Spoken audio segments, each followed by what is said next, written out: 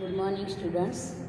અગાઉના વિડીયોમાં આપણે જોયું હતું કે ડેગડિયાના મહાજન મંડળ થોડું ઘણું પુણ્ય કમાઈ લઈએ અને જીવશું તો અને વરસાદ સારો થશે તો એ લોકો જ આપણને અનાજ પકવીને આપશે, અને નહીં જીવીએ તો આજે નહીં તો કાલે બધાએ મરવાનું જ છે એવું વિચારીને થોડું ઘણું ધર્માદુ આપવાનું એમને વિચાર્યું. અને ડેગડિયાના મહાજન મંડળ જે છે એ જે ધર્માદા આપવાનું શરૂ કર્યું છે સુંદરજી શેઠના કહેવાથી બધા એમની વાતને યોગ્ય માનીને સ્વીકારી અને સૌએ પોતાના કોઠારમાંથી અનાજ કાઢીને સૌને આપવાનું નક્કી કર્યું. ત્યારે સૌ પહેલા દિવસે તો માગવા લેવા આવવાવાળાની બહુ સંખ્યા નહોતી, પણ ધીરે ધીરે પછી ભૂખને કારણે લોકો પોતાનું સ્વમાન ગુમાવીને ભીખ માગવા માટે એટલે કે હાથ લંબાવીને અનાજ લેવા માટે આવતા થયા. અને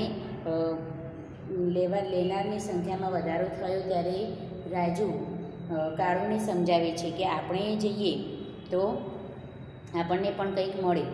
અને એ પ્રમાણે એ જ્યારે રાજુ કાળુને સમજાવે છે ત્યારે કાળુ કહે છે કે અરે ગાંડી, અરે ભૂંડી, આજે નહીં તો કાલે આપણે મરવાનું જ છે, અને તો પછી આજે કંઈ વરસાદ આવશે નહીં તો કંઈ આપણને બે બસેર ખીચડી મળી હશે, એમાંથી તો આપણું ગુજરાન ચાલવાનું નથી, આપણે જીવવાના નથી, તો શું કામ થોડા સમય માટે હવે મરવું જ છે, તો કાલ મળતા હોય તો આજે જ કેમ ન મળીએ, ખાલી આમ તો હાથ ફેલાવીને શું કામ આપણા સ્વમાનને ઠેસ પહોંચાડવી પડે, એમ કહીને એ રાજુને સમજાવે છે. પણ રાજુ પોતાના સમ દઈને પોતે કહે છે કે તમે નહીં જાઓ તો હું પણ નહીં જાઉં, અને આ બાળકો પણ આપણી ભેળે ભૂખે મરી જશે. એમ બાળકોના ને નજર આગળ લાવીને એમ કે લેવા જવા માટે મહાજન મંડળ જ્યાં ધર્માદુ આપી રહી છે ત્યાં લેવા જવા માટે પરાણે રાજુને કાળુને સમજાવે છે. ત્યાં સુધી આપણે પાઠ જોયો હતો. રાજુના કહેવાથી કાળુ જવા તો તૈયાર થાય છે, પણ વચ્ચે બોલતો બોલતો જાય છે કે તું એકલી જા, હું તો નથી આવવાનો, ને એ થંભી ગયો. દૂર દેખાતી પેલી દરિદ્ર નારાયણોની લાંબી કતાર તરફ આંસુ વિહોણી રડતી આંખે તાકી રહ્યો. આંસુ વિહોણી એટલે અંતર તો રડી રહ્યું છે પણ આંખમાંથી આંસુ આવતા નથી, પાણી પણ આંખોના સુકાઈ ગયા છે, એટલે આંસુ વિહોણી રડતી આંખે એ જે માગવા માટે લેવા માટે જે કતાર લાગી હતી એ જોઈ રહ્યો. સ્ત્રી પુરુષોના એ અર્ધનગ્ન હાડપિંજરોમાં પટેલ હતા અને બ્રાહ્મણોએ હતા. માગવા માટે જે ઊભા હતા એમાં પટેલોએ હતા અને બ્રાહ્મણો પણ હતા. કોઈ વાણિયા પણ હતા, વાણિયા પણ એમાં હતા. જ્યારે ઠાકરડાની તો મોટી સંખ્યા હતી. વાણિયા, પટેલ અને બ્રાહ્મણો હતા, અને ઠાકરડાની વધારે મોટી સંખ્યામાં ઠાકરડા હતા. ગાંચી અને સિપાહીઓ પણ હતા, અને હારમાં શેરભીડ હતા. પણ આ બધાયમાં ઝાઝો ભાગ તો હતો ખેડૂત જ. ચાહે એ ગમે તે વર્ણના હોય, પણ આ બધામાં મોટા ભાગના લોકો એમ કે ખેડૂતો હતા. કાળુના પગ જાણે જડાઈ ગયા. ભગવાનને જીવતો રાખવું હશે તો મોખાના છોડાએ જ, એટલે ભગવાનને જીવતો રાખવું હશે તો ગમે તે રીતે એમ કે જીવાડશે, પણ હું આ માગવા જવાનો નથી, એમ કરીને ત્યાં જ એના પગ અટકી જાય છે. પણ મારી સાથે તો ચાલો, કે મને તમારે ભૂખે મારી નાખવી છે, તમારા આ બે શાળાઓનો તો વિચાર કરો, મારી સાથે તો ચાલો, આ બે શાળા જે છે એ બે શાળાઓનો તો વિચાર કરો. રાજુ એમ કરીને એને કરગરતી હતી, સમજાવતી હતી. મારે વાદે તમે શું કામ મરો, લહેડ, અને વળી એણે પગ ઉપાડ્યો. હું ના જાઉં એના લીધે તું પણ ના જાય, તું ના જાય એટલે બે છોકરાઓએ ભૂખે મરવું પડે, તો મારે વાદે તમારે શું કામ મરવું, એમ કરીને પાછો જવા માટે તૈયાર થાય છે. પાસે જતાં એણે ચારે બાજુ નજર ફેરવી.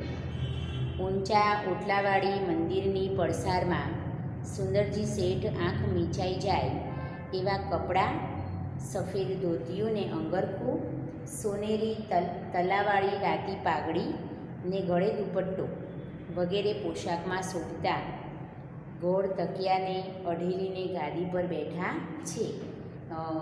બીજા મહાજનો પણ આસપાસ ગોઠવાયેલા છે. જે ચોકમાં આ ધર્માદુ અનાજ આપવાનું કામ ચાલે છે ત્યાં જઈને એને જોયું તો સુંદરજી શેઠ જે પરદેશથી આવ્યા છે એ બેઠેલા છે ને એમની આજુબાજુ બીજું મહાજન મંડળ પણ બેઠેલું છે. ટોટાદાર તમંચા સાથે, ટોટાદાર એટલે દારૂખાનો ફોડવાનો ટોટો જે લઈને ઊભા હોય તે ટોટાદાર. તો ટોટાદાર તમંચા સાથે એક તરફ ખુરશીધારી ફોજદાર બેઠા છે અને તો હવાલદાર પેલી કારતૂસી બંદૂક સાથે ચારે બાજુ નજર ફેરવતો તોલાટની બાજુમાં ગોઠવાયેલો છે. કેટલાક સિપાહી લાકડીઓ સાથે ફરી રહ્યા છે. અવાર આવનારાઓને છેલ્લે કાઢે છે, લેનારને ચેતવણી આપે છે. જો ભૂલે ચૂકે ફરીથી આવ્યો તો છાતીમાં આ ટોટો જ સમજી લેજે. ભૂલે ચૂકે પણ એમ કે લેટ આવ્યો તો અને વચ્ચે આવેલો, કારણ કે વ્યવસ્થા જળવાય એ હેતુસર આ બધું પોલીસને, ટોટાદારને, હવાલદારને બધા ત્યાં ગોઠવાયેલા છે ને કોઈ મોટો ઝઘડો બગડો ના થઈ જાય અને શાંતિ જળવાઈ રહે એ માટે ત્યાં બધા સિપાહીઓ પણ ઊભા છે. તો અને પાછા સિપાહીઓ કહે છે આવનાર વ્યક્તિઓ જે લેવા માટે લાઈન કતાર લાગી છે એમાં કોઈ વચ્ચે ન ઘૂસી જાય એના માટે વચ્ચે સૂચના પણ આપતા રહે છે કે ભૂલે ચૂકે પણ જો વચ્ચે આવ્યા તો આ મોટો ટોટો છે એ પેટમાં જ ઘુસાડી દઈશ. રાજુને પહેલાં છેડે પહોંચાડવા જતાં કાળુને આંખે એવા માણસો નજરે પડ્યા કે જેણે ખોળામાંથી ઉંચકાય એટલા દાણ બ્રાહ્મણોને દાન કરેલા. રાજુને જ્યારે લઈને રાજુ સાથે કાળુ આવે છે તો એને એવા માણસો આ લાઈનમાં ઊભા દેખાયા કે જેમને એક સમય એવો હતો કે જ્યારે વરસાદ સમયસર આવતો હતો અને દર વર્ષે અનાજ પાકતું હતું ત્યારે કોઈ પણ પ્રકારની કંજુસાઈ કર્યા વગર મન ફાવે એટલું બ્રાહ્મણોને અનાજ દાન કરેલું. પોટલું ઉચકાય નહીં એટલું દાનમાં આપેલું અનાજ, એવા દાનમાં આપનાર લોકો પણ એમ કે આજે આ લાઈનમાં ઊભા હતા જેમને ખોળામાંથી ઉચકાય એટલા દાણા બ્રાહ્મણોને દાન કરેલા. તો વળી ઘરમાં ધાન નાખવાની એક વખત જગ્યા ન હતી, એમના ઘરમાં અનાજ નાખવાની જગ્યા ન હતી એટલું અનાજ એમ કે પકવતા એવાય એમાં ઊભા હતા. અરે નાની સરખી લૂંટફાંટને શરમ માનનારો ને ભાઈનું દીધેલું ન લેનારો કંગાળ બનીને હારમાં પડ્યો હતો. નાની સરખી લૂંટફાંટ કરવી એ તો શરમજનક કહેવાય એમ. તો નાની સરખી લૂંટફાટને શરમ માનનારો ને ભાઈનું દીધેલું ન લેનારો કંગાળ બનીને આજે હારમાં ઊભો પડ્યો હતો. અરે રે ભૂખ જ ભૂંડી છે ને નહીં, નકર વળી કાળુની આંખો ભીની થઈ આવી. આ ભૂખ જ ભૂંડી છે ને, અત્યાર સુધી આટલું દાન કરનાર લોકોને પણ આજે લાઈનમાં ઊભા રહીને એક ચપટી અનાજ માટે એમ કે લાઈનમાં ઊભા રહેવું પડે છે ને માગવું પડે છે. તો આ બધું કોણ કરાવે છે? ભૂખ જ નહીં. આપણને ભૂખ લાગી છે ને આપણે ખાવાની જરૂર છે માટે આપણે આ બધું કરી રહ્યા છીએ, એટલે ભૂખ જ ભૂંડી છે નહીં. નકર વળી કાળુની આંખો ભીની થઈ આવી. જ્યારે વિચાર તો અનેક ઉઠતા હતા, મનમાં તો કેટલાય વિચાર આવતા હતા. જેના ધણી આગળ દુનિયા આખી ભલભલા રાજા મહારાજાને શેઠિયાઓ હાથ ધરતા આવતા એના જ ધણીને આજે હાથ ધરવાનો ને તે એક દોઢ પાસેર ખીચડી માટે. એમ કે ભલભલા રાજાઓ ને શેઠિયાઓ જેમની સામે હાથ ધરતા હતા એવા ને આજે એમના સામે હાથ ધરવાનો ને તે પાછી દોઢ પાસેર ખીચડી માટે. દીક પડ્યો છે અવતારને, દીક પડ્યું એ જીવવું એ. ધિકાર છે એવા અવતારને અને ધિકાર છે એવા જીવનને. પણ આવા વિચારવાળો એક કાળું જ ન હતો, આવો વિચાર કરનારો માત્ર કાળું જ ન હતો, બીજા કેટલાય માણસો એવા હતા જે અહીં રોકાયા ન હતા, જે અહીં આપણને જોવા મળ્યા નહોતા. કે કાળું જેવા વિચાર ધરાવનાર વ્યક્તિઓ તો અહીંયા લાઈનમાં આવ્યા જ નહોતા એમ. શંકરદા અને રણછોડ જીવતા હોત તો એ બીજું ગમે તે કરત, પણ આમ હારે પડીને આખી દુનિયા દેખે એ રીતે હાથ તો ન જ લંબાવત. એના જે બે મિત્રો હતા શંકરદા અને રણછોડ, એ પણ એટલા જ સ્મવાની હતા. તો એમ કે એ જીવવા માટે બીજું કંઈ પણ કરી લેત, પણ આવી રીતે કોઈની સામે હાથ તો ન જ લંબાવત એમ કહે છે. હારે પડીને આમ હાથ તો ન જ લંબાવત. રાજુ તથા પેલા બે છોકરાને રાજુ તથા પેલા બે છોકરાને લાઈનમાં ઊભા રાખ્યા, ન રાખ્યા અને તરત જ કાળું પાછું વળી ગયું. રાજુ અને પેલા બે છોકરાઓને લાઈનમાં ઊભા રાખીને તરત જ કાળું ત્યાંથી પાછો વળી ગયો, કેમ કે એને ત્યાં લાઈનમાં ઊભા રહીને હાથ લંબાવવો નહોતો એટલે પાછો વળી ગયો. સિપાહીએ ટોક્યું. જ્યારે લાઈનમાંથી નીકળી ગયો ત્યારે સિપાહીઓ ત્યાં ઊભા હતા એમને એને કહ્યું, એ ઠૂંઠિયા ક્યાં જાય છે એમ? ક્યાં? તે મારા મુકામ પર. એને રાજુએ જવાબ આપ્યો કે મારા મુકામ પર જાઉં છું. કાળુએ પાછળ જોયા વગર જ કહ્યું. પાછળ જોયું ને કોણ બોલે છે કે શું છે કશું એ. એમનામાં જ એને કાને શબ્દો પડ્યા ને એનો જવાબ એને વાળ્યો. પગ તો ચાલુ જ હતા, ચાલવાનું તો એનું ચાલુ જ હતું. અરે ઊભો રે, એ જરાક સુનતા નહીં. પેલા સિપાહીએ કહ્યું કે સાંભળતો નથી, ઊભો રહે એમ. કાળું ઊભો રહી ગયો. કહ્યું, પણ મારે નથી ખાવું ધર્માદું. પછી મારે ધર્માદું નથી ખાવું તો શું કામ ઊભો રહું? શું કામ હું લાઈનમાં રહું એમ? કેમ નથી ખાવું? આ બધા લે છે ને તું કેમ ન લે? પેલો સિપાહી છે એ એવું કહે છે કે આ બધા ધર્માદું લે છે તું કેમ ના લે એમ? મોટો લાડ થઈ ગયો છે એમ? મોટો લાડ સાહેબ છે કે ના લે? કાળુને તો આ જબરજસ્તી નવાઈ નહીં લાગી. કાળુને તો આ જબરજસ્તી નવાઈ નહીં લાગી કે ભાઈ અમારી મરજી છે, અમારે લેવું હોય તો લઈએ, ના લેવું હોય તો કંઈ ના લઈએ. તો આ આવી થોડી જબરજસ્તી હોય એમ. ને એ તંગ બન્યો અને પછી એ પણ એવો ઉગ્ર બન્યો. લાટ હોત તો લેત, પણ કણબી છું ને એટલે નહીં લેતો. લાટ સાહેબ હોત તો કદાચ મેં હાથ લંબાવ્યો હોત, પણ હું કણબી છું, ખેડૂતનો દીકરો છું. મેં જ અનાજ મારા હાથે પકવ્યું છે અને આજે એ અનાજ માટે હું હાથ લંબાવું એટલે મારે નથી લેવું એમ. તું તૂટી જઈશ તો એ નહીં લઉં. તું ગમે તે કરી લે, જા તારે જે કરવું હોય તે કરી લે, પણ હું લેવાનો નથી. ચોંપી દેવું હોય તો ચોંપી દે ટોટો, આ ઊભો રહે. તારા હાથમાં જે ટોટો છે દારૂખાનાનો ભરેલો એ તારે ચોંપી દેવો હોય, મને મારવો હોય તો માર, તારે જે કરવું હોય કર, પણ હું લાઈનમાં ભીખ માગવા માટે ઊભો રહેવાનો નથી. સિપાહી કંઈ ગળદાપાટું કરે તે પહેલાં તો એમણે એક મહાજનને મોકલી કાળુને પોતાની પાસે બોલાવ્યો. વચ્ચે એક લીટી રહી ગઈ. માનવીની એ આખી એ કતાર ડોક ફેરવીને કાળુ સામે ધરતીના જાયા સામે તાકી રહી. જે લાઈન કતાર હતી એમાં જે માણસો ઊભા હતા એ બધા કાળુ સામે જોવે છે. કાળુને એને સિપાહીને જે ચરસી ચાલી રહી છે તો બધા એની સામે નજર સૌની જાય છે. ખુદ પેલા ફોજદાર અને સુંદરજી શેઠે ડોક ઊંચી કરીને જોયું. ત્યાં ઓટલા પર બેઠેલા સુંદરજી શેઠ અને ફોજદારે પણ જોયું કે કોણ ચર્ચા કરી રહ્યું છે એમ. સિપાહી કંઈ ગળદાપાટું કરે તે પહેલાં તો એમણે એક મહાજનને મોકલી કાળુને પોતાની પાસે બોલાવ્યો. સિપાહી કોઈ ગળદાપાટું કરે એટલે કોઈ મારામારી કરે અને જબરજસ્તી કરે એ પહેલાં સુંદરજી શેઠે એક મહાજનને મોકલીને કાળુને પોતાની પાસે બોલાવ્યો. એને પૂછ્યું, કેમ ભાઈ પટેલ તું આ પેટીઓ નથી લેતો? આ જે ખાવા માટેનું આપવામાં આવે છે તું કેમ લેતો નથી એમ પૂછ્યું. કાળુ શું જવાબ આપે?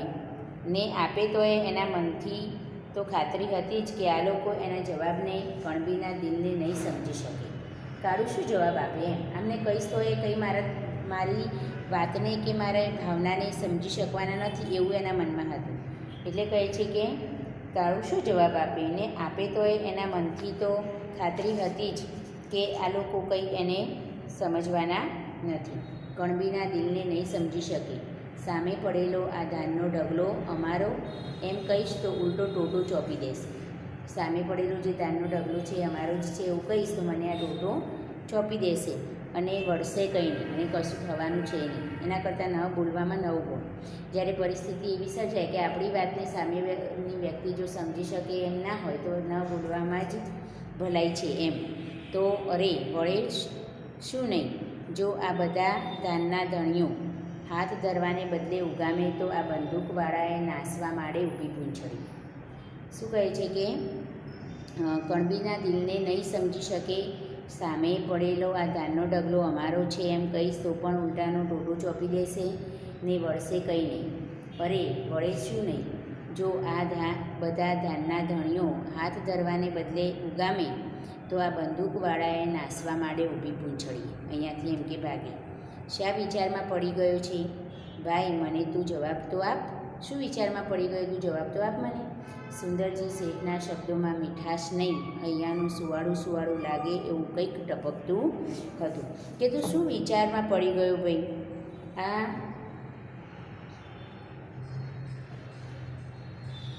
સુંદરજી શેઠ એની સાથે ખૂબ જ પ્રેમથી અને મીઠાશથી એમ કે બોલે છે, તો એમના શબ્દોમાં એમ કે હેત ટપકતું હતું.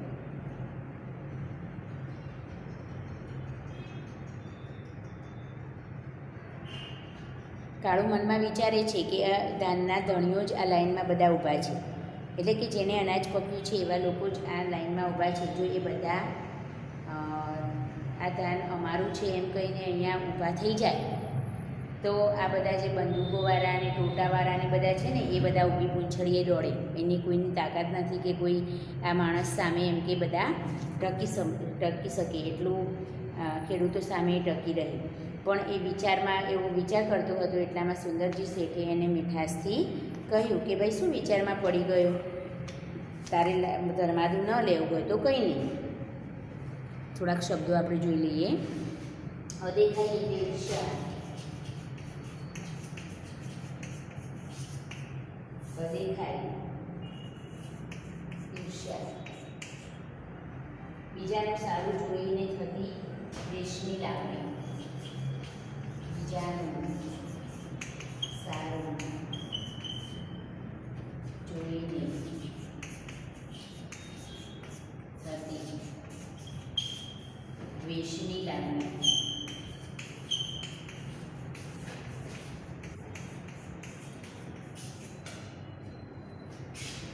છપના એટલે છપ્પનનું, છપના એટલે છપ્પનિયું. દુષ્કાળ, પછી સાળ એટલે શાળ,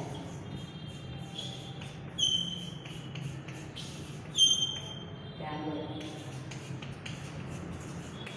અને કમળ. જે આપણે ચોખા જેમાંથી થાય એ ડાંગર, બરાબર. કંગાળ એટલે દરિદ્ર ને દરિદ્ર, કંગાળ દરિદ્ર અને દરિદ્ર.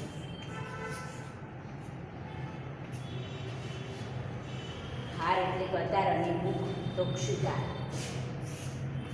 હાર એટલે કતાર, ભૂખ સમાનાર્થી શબ્દ ક્ષુધા. અને દેદાર તો હાલત, દેદાર તો હાલત. સમાનાર્થી શબ્દોમાં પણ આપણે લખી શકીએ.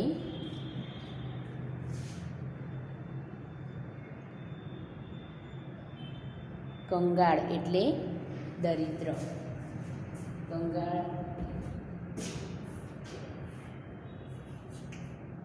કંગાળ એટલે દરિદ્ર.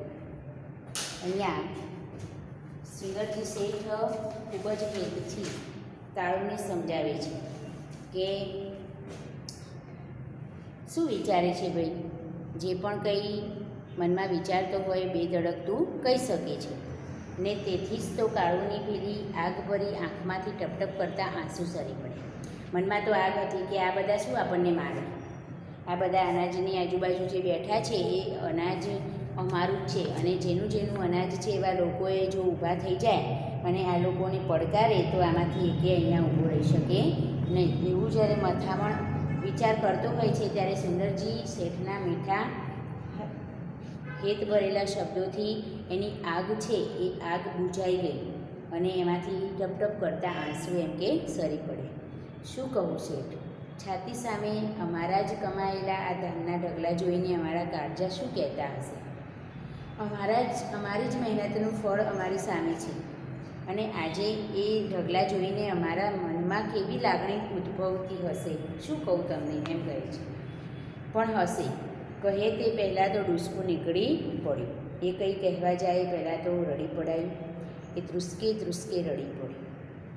આવડા મોટા શેઠ મહાજનોને ફોજદાર આગળ જઈ સવાલ જવાબ કરતા કાળુને જોઈ દૂર ઊભેલો નાનો બોલી ઉઠ્યો. કાળુને રડતો જોઈ, આવો લાગ મળ્યો તો કે મળશે, ને ગાંટો પાડી કહી નાખ્યું, હાથ નહોતો ધરવો ત્યારે હવે રોવા શું બેઠું છે? લાઇનમાં ઊભેલા એક વ્યક્તિએ કહ્યું, એને આવી રીતે મહાજન આગળ રડતું જોઈને, કે હાથ નહોતો જ ધરવો તો આવ્યો તો શું કામ? ઘેર જ રહેવું હતું ને એમ. એને લાગ મળ્યો તો કે મળશે કે નહીં મળે એવું વિચારીને આજે લાગ એના હાથમાં હતો અને એ તકને લાભ ઉઠાવીને એને કહી દીધું કે માગવું જ નહોતું, લાઈનમાં ઊભા જ નહોતું, લેવું જ નહોતું, તો આવે તો શું કામ? આવડા મોટા શેઠ મહાજનને ફોજદાર આગળ જઈ સવાલ જવાબ કરતા કાળુને જોઈને નાનો બોલી ઉઠ્યો. કાળુને રડતો જોઈને કહે, આવો લાગ મળ્યો તો કે મળશે? એને રડતો જોઈને બોલ્યો, ફરીથી પાછો આવો લાગ મળે કે ના મળે એમ, કે આજે જે સંભળાવું છે એ સંભળાવી દઈએ. ને ગાંટો પાડીને કહી નાખ્યું, હાથ નહોતો ધરવો ત્યારે હવે તો શું રોવા બેઠો છે? આવ્યો હાથ નહોતો ધરવો તો શું કામ આવ્યો તો, અને આવ્યો છે તો હવે શું રોવા બેઠો છે એમ. પણ આ શબ્દોએ સુંદરજી શેઠને જરાક ખાટા કરી મૂક્યા. ખાટા કરી મૂકવા એટલે નારાજ થઈ જવું. આ શબ્દોથી નારાજ થઈ જવું. ખાટા કરી મૂકવા, નારાજ થઈ જવું. આ શબ્દોથી સુંદરજી શેઠ નારાજ થઈ જાય કે એ એની લાચારી છે, એ અહીંયા આવ્યો છે એની મજબૂરી છે એમ. પણ આ કતારમાંથી કોઈએ ઉચ્ચારેલા શબ્દો સુંદરજી શેઠને ગમ્યા નહીં. અરે પેલા ફોજદારને દાદ ચડી, પણ નાનાનો એટલો વળી સદભાગ્ય કે એને બોલતો એણે દેખ્યો ન હતો. જે વ્યક્તિ ત્યાં લાઈનમાં ઊભા બોલતો હતો એ કોણ બોલ્યું? એ ફોજદારે કે સુંદરજી શેઠે કે કોઈ સિપાહીએ જોયો ન હતો. એટલું એનું ભાગ્ય સારું હતું, નહીં તો જોયો હોત તો. એટલે એના શબ્દોથી ફોજદારને પણ દાદ ચડી અને એને સુંદરજી શેઠ પણ નારાજ થઈ ગયા. પણ એ નાનાના એટલા સદભાગ્ય કે એને બોલતો એને દેખ્યો ન હતો. ને ત્યાં વળી સુંદરજી શેઠ બોલતા થયા. અને પછી સુંદરજી શેઠે કહ્યું, હું જાણું છું જુવાન કે તને તારા જ દાન માટે હાથ ધરતા શરમ આવે છે, પણ અમને સદાવ્રત ખોલતા એટલી જ શરમ આવે છે. અમે તમારા પાસેથી દાન લીધા છે અને તમારા માટે જે આજે સદાવ્રત ખોલ્યું છે એના માટે અમે પણ શરમ અનુભવીએ છીએ. સમસ્ત પૃથ્વીનું પાલન કરનારને અમે તે ક્યાં સુધી પાડવાના? સમસ્ત પૃથ્વીનું પાલન કરનાર એટલે ખેડૂતો, કે જે ખેતરમાં કડી મહેનત કરીને, ખેતરમાં તનતોડ મહેનત કરીને અનાજ પકવે છે ને એ અનાજથી આ સૃષ્ટિનો પ્રત્યેક જીવ જીવે છે. તો સમગ્ર સૃષ્ટિનું પાલન કરનાર એવા આ ખેડૂતોને અમે કેટલા દિવસ જીવાડવાના એમ. સમસ્ત પૃથ્વીનું પાલન કરનારને તે વળી અમે ક્યાં સુધી પાડવાના છીએ? આ તો મેઘરાજાને પાણી પહોંચાડવા જેવી વાત છે. મેઘરાજા પાસે તો અઢળક પાણી હોય અને એમને આપણે ડોલ ભરીને પાણી લઈને જઈએ એવી બાબત છે કે સમગ્ર અનાજ ઉગાડવાનું તમારા જ હાથમાં છે અને અમે તમને જ મુઠ્ઠી અનાજ આપીએ છીએ. તો મેઘરાજાને પાણી પહોંચાડવા જેવી વાત છે. શેઠે હાસ્ય કર્યું, પણ સાવ ફીકું. જોરથી શ્વાસ લેતા ઉમેર્યું, પણ શું થાય ગાંડા, કુદરત આગળ આપણે બધાય લાચાર છીએ. જો તું એકવાર મારી સામે જો. સુંદરજી શેઠ કાળુને સમજાવે છે કે કુદરત આગળ બધાય લાચાર છે. તમે અને હું, આપણે બધાએ એમ કે કુદરત આગળ લાચાર છીએ. માટે કુદરત સામે કોઈ માનવી એમ કે પોતાનું ચલાવી શકતો નથી. કુદરત જે ધારે એ કરે અને કુદરત જેમ કરાવે એમ આપણે કરવું પડે. આજે દુકાળ પડ્યો છે, ખાવા પીવા કશું છે નહીં, એના કારણે તમે જે ધરતીના જાયા કહેવાઓ, ધરતીમાંથી અનાજ પકવીને લોકોને જીવાડો છો, એવા વ્યક્તિઓએ આજે વરસાદ ન આવવાને કારણે લાચાર બનીને હાથ લંબાવવો પડે છે. એ જોઈને અમને પણ પીડા થાય છે. પણ શું કરીએ, કુદરત આગળ આપણે કશું કરી શકતા નથી. તું એકવાર મારી સામે જો, એમ કરીને કાળુને તે સમજાવે છે. કાળુએ ઊંચું જોયું.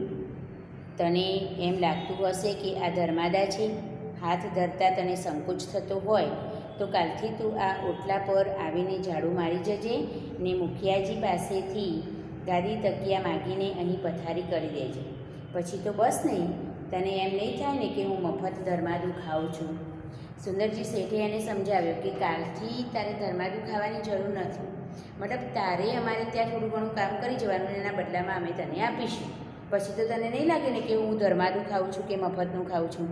એમ કરીને શેઠે કાળુની લાગણીને સમજી અને કાળુને મદદ કરવા માટે તેઓ તૈયાર થયા. અને કાળુને સમજાવે છે કે જ્યાં સુધી કુદરત આપણા પર રૂઠી છે ત્યાં સુધી તો આપણે જીવવું જ રહ્યું. કાલે એના મહેરબાની આપણા ઉપર થશે એટલે તો આપણે માલામાલ થઈશું જ. પણ આજ જે પરિસ્થિતિ છે એ પરિસ્થિતિનો સામનો કરવો જ રહ્યો. તને જો શરમ આવતી હોય ધર્માદુ ખાવામાં તો હું તને એ થોડું ઘણું કામ આપું, એ તારે કાલથી કરી જવાનું અને લેવાનું. પછી તો તને નહીં લાગે ને કે આ ધર્માદુ છે. એમ કરીને શેઠે કાળુની લાગણીઓને સમજી અને કાળુને સમજાવે છે.